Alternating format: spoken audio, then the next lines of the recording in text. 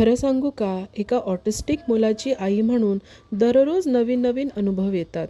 काही दिवसांपूर्वी एका ओळखीतली स्त्री, जी स्वतः 2 मुलांची आई आहे, ती मला म्हणाली, "देवाने तुला का बरं हे असं मूल दिलंय? त्यापेक्षा नाही दिलं असतं तर खूप बरं झालं असतं." तिच्या ह्या वाक्याने माझ्या हृदयावर किती घाव झाला, हे कदाचित तिला कल्पनाही नसेल. पण खरं सांगू, मी त्याचं उत्तर नाही दिलं. कारण मला तिच्या विचारसरणीची कीव आली.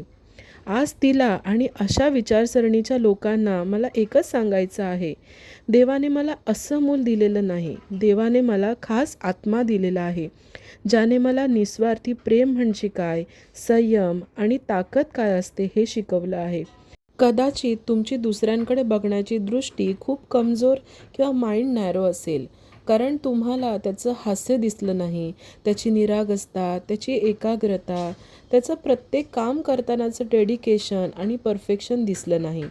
म्हणतात ना, दृष्टी तशी सृष्टी. काही लोक त्याच्यातल्या उणिवा शोधतात आणि काही जण क्षमता.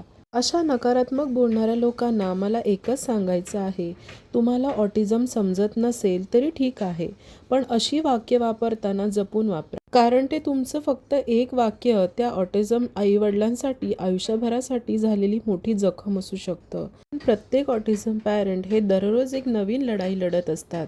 तुम्हाला सपोर्ट नाही करता येत असेल तर ॲटलीस्ट संवेदना नक्की दाखवा.